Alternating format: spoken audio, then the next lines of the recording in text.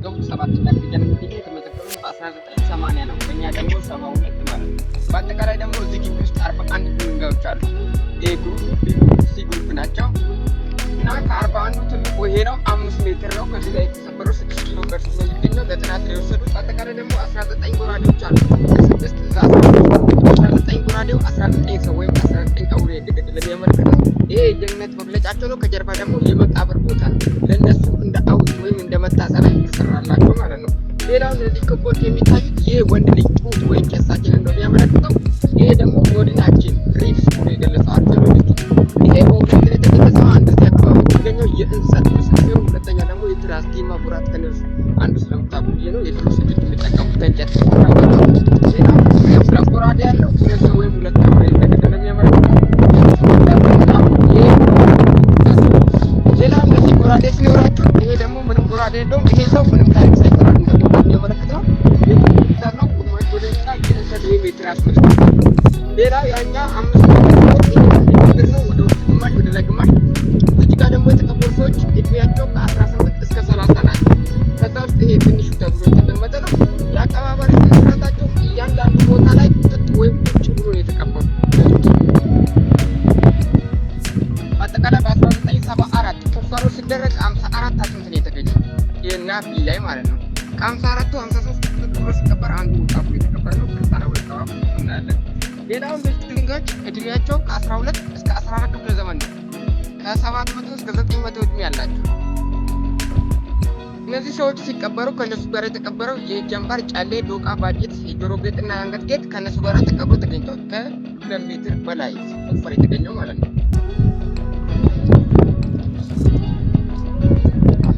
ይህ ደግሞ አብዳውን ብለን ቦታ ለመጠቀም በዛሳ ጎራዴው ቦታ እንዳይጠባቸው ጎራዴው ወደታች እያደረጉት ይዛል።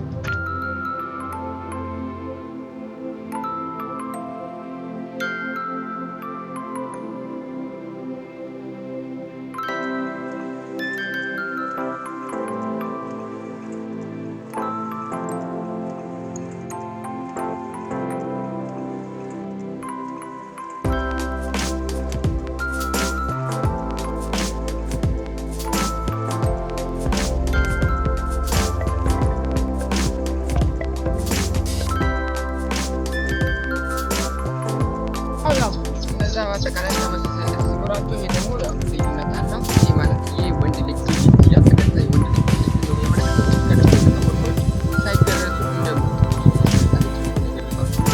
እምነት ወደዚህ ማምጣቱ በፊት እንደተቀበሉ እና በአጠቃላይ እንደዚህ ቁጥጥሮ የተቀበሉ ሰዎች ባህላዊ አቀባበል ስነስርዓት ያላቸው እና ይሄ አፍታታው እና ወደዚህ ከመጣ በኋላ የተቀበረ ነው።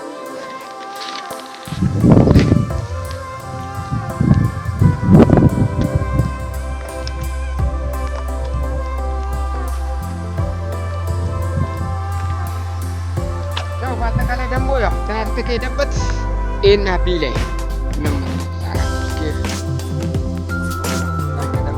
ከሄደበትም ተመሳሳይ ነው። ጉራዴ ስላለው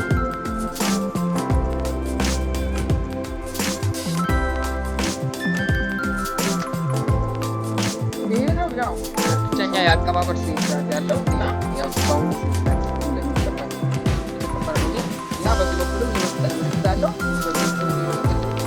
ስነስርዓት ይጀምራል።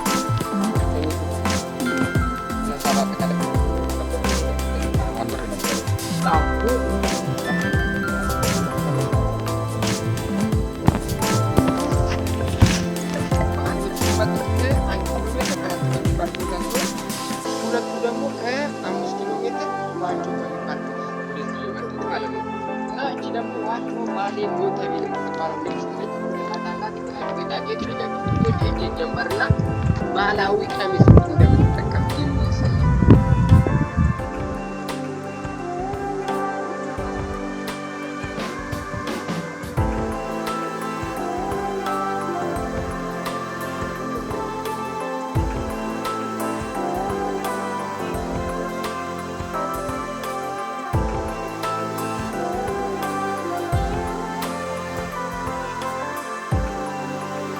ሌላው ይሄ ያው የከበሩ የሚነገር ቤተክርስቲያን እንደምንጠቀመው ኦልድ ኤንድ ኒው ቴስተመንት እንደሚያሳየው ያው ሰፋ ያለው እምነት